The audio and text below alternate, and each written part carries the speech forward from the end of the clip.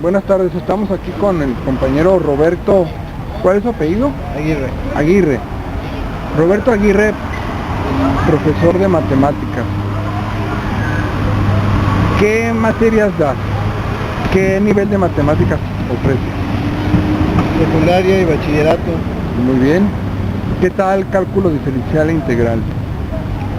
Sí, es una de las materias que he enseñado. ¿Por qué los estudiantes batallan en México? Porque a mí me ha caído aquí mucho joven que me dice, yo no terminé porque las matemáticas nunca les entendí y estoy trabajando en un trabajo muy sencillo, y yo pienso que las matemáticas pueden ayudar a un país a crecer. Son sumamente importantes. ¿Por qué a cierto tipo de estudiantes se les dificulta las matemáticas? Y a ti no, por ejemplo, yo veo que a ti tú las dominas. No, no es correcto. Yo efectivamente sí tuve problemas con matemáticas cuando yo estuve estudiando. Ok, ¿en dónde estudiaste tú? Estudié en la Escuela Vocacional número 4 del Politécnico. En México, en Ciudad de México. Sí, sí, siempre tuve problemas con las matemáticas, pero sí me gustaban, lo que pasa es que no los entendía muy bien. Ok. Posteriormente empecé a tomar más interés, mejoré mis calificaciones y comencé a dar clases de matemáticas, de álgebra, por medio de una maestra, clases particulares. Entonces de ahí, durante varios años, tomé experiencia enseñando. Y a raíz de eso desarrollé un método para enseñar a las personas, a cualquier persona que tenga interés.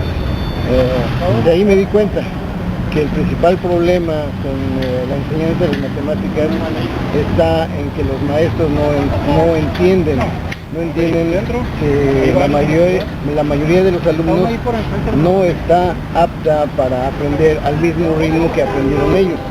Generalmente el maestro le gusta las matemáticas y aprende fácilmente, y tan pronto como le están explicando las cosas lo va absorbiendo, lo va entendiendo y lo va aplicando.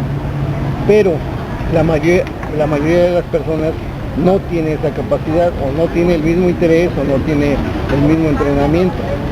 Y el maestro debe de ver primero eso, que las personas no tienen la misma capacidad de apreciación. Lo primero que debe hacer el maestro es asegurarse que las bases sobre las que va a enseñar estén perfectamente ¿los cambian, los venden o qué es lo mismo? Pero tienen que leer la canción. Siéntese, ¿puede sentarse a leer? No, es que no te da chance. Yo quería ver, saber si los cambiaba. No, es una biblioteca. Ajá, sabes que está bien. Si si tiene uno tiempo, viene uno se sienta ahí, ¿verdad? Sí. Ok, gracias. Perdón, Roberto, el estudiante batalla. Hay discapacidad matemática. O sea, hay personas que tienen discapacidad matemática. ¿Qué hacer con un estudiante que tiene discapacidad matemática? Las matemáticas, como otras ciencias, no son cosa de otro mundo.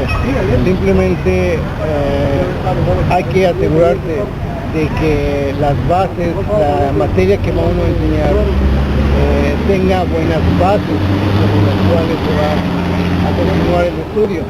Por ejemplo, si una persona va a estudiar álgebra, no es posible que aprenda correctamente álgebra si no domina perfectamente fracciones y geometría elemental o aritmética. Entonces, primero el maestro debe asegurarse que las bases que tienen sus alumnos sean las correctas. Y posteriormente, lo más importante es que tan pronto como un maestro enseña uno de los temas, en este caso, digamos, por ejemplo, el álgebra, en cuanto enseña uno de los temas, debe asegurarse que los alumnos no solamente entendieron, sino además captaron, más que captaron, o sea, asimilaron el punto, de manera que puedan ya aplicarlo. Es una cosa muy simple, muchos alumnos entienden la materia, pero en el momento en que se les pide que resuelvan un ejemplo, no lo pueden hacer, porque no es lo mismo entenderlo que absorberlo, que incorporarlo al entendimiento. ¿Por qué un alumno quiere que el profesor le ponga un problema igualito en el examen, un problema que ya vio en el curso, que nomás le cambie? ¿Por qué el alumno cuando le cambia el problema o le cambia y dice, no, esto no lo vimos? No, sí lo vimos, pero es el mismo tema. Pero el alumno quiere que el profe le ponga el mismo problema que vieron en el día de clase, quiere el mismo en el examen. ¿Por qué?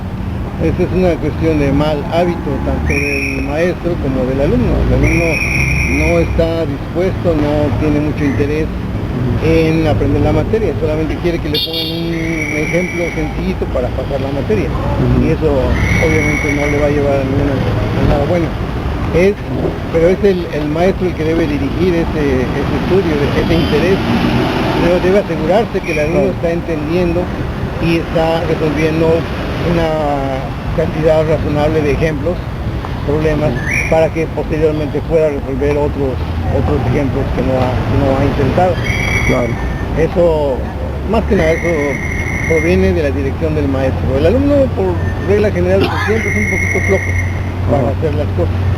Corresponde al maestro guiarlo hacia la luz. Me lo prestaron.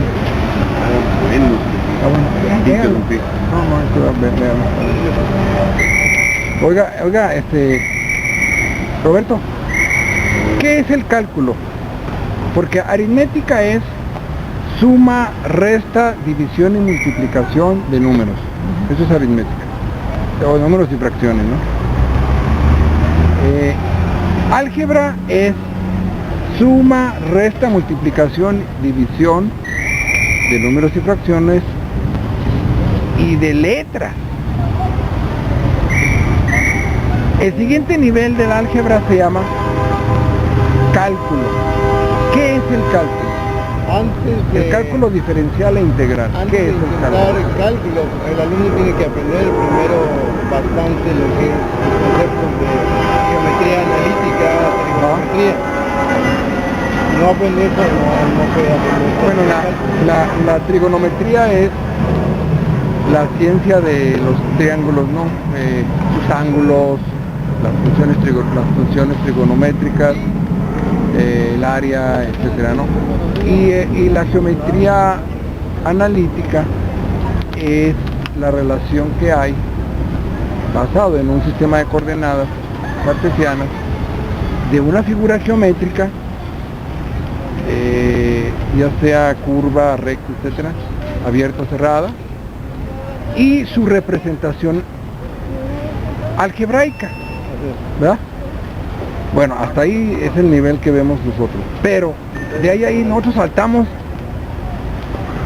al cálculo diferencial e integral, una ciencia fascinante, una ciencia, yo lo voy a llamar oculta, misteriosa, accesible solo para un selecto número de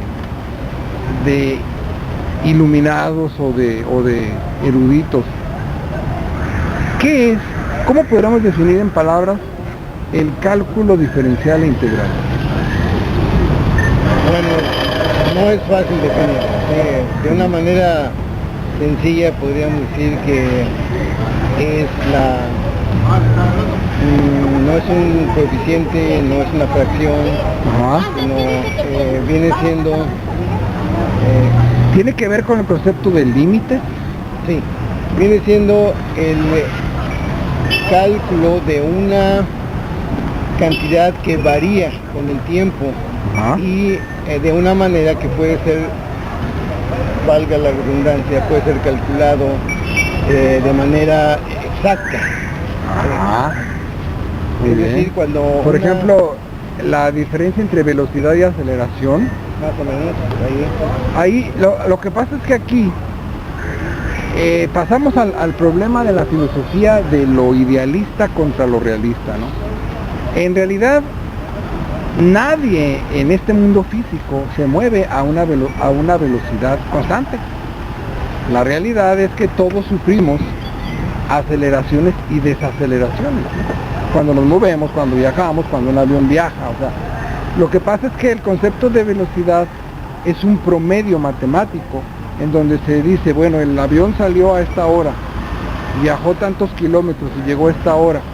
Entonces se hace una operación aritmética, matemática, y decimos, el avión fue a esta velocidad tantos kilómetros por hora.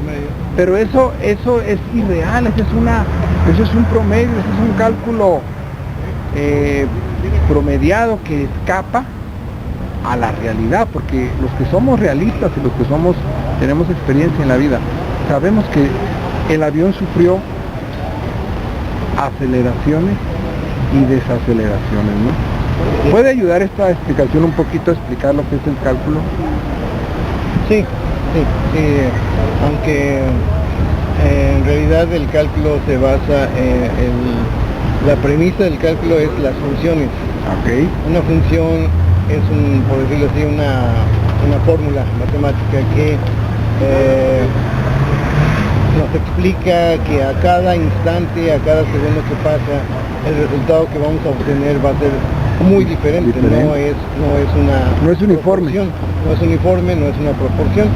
Okay. Y no se puede obtener por métodos aritméticos simples. Okay. Para eso se usa el cálculo, para obtener un resultado exacto en un determinado instante. Wow. Esa es la principal aplicación del cálculo. Y por lo mismo es necesario dominar perfectamente toda la rama de la matemática, desde aritmética, álgebra, geometría analítica, trigonometría, dominar todas estas materias a un nivel bastante... Fracciones. Sí, a un nivel bastante aceptable, o de lo contrario no es posible aprenderlo. Okay. Por eso parece que es muy difícil, pero en realidad no es más que es como una pirámide, hay que ir construyendo sobre una base, sobre la otra. Si no se aprende correctamente el álgebra, es imposible pasar a trigonometría y mucho menos a geometría analítica, y por lo mismo el cálculo está vedado.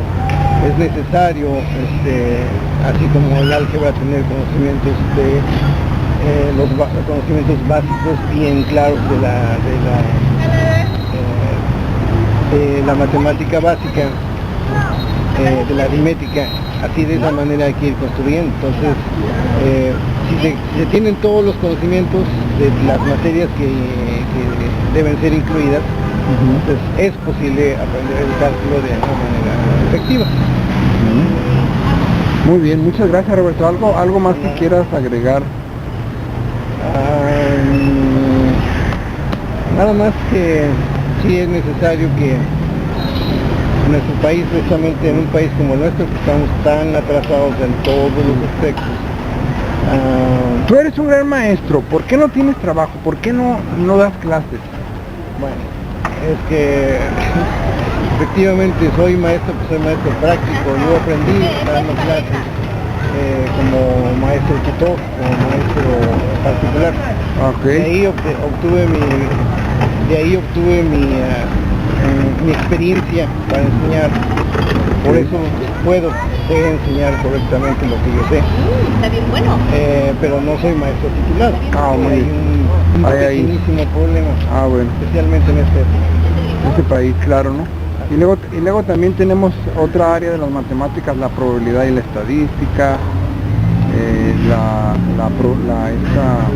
probabilidad es otra área, ¿no?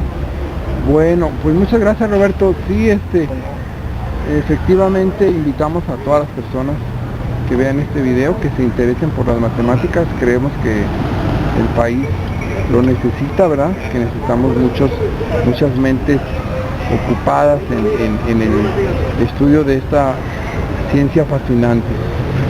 Muchas gracias, Roberto, por tu tiempo. Gracias.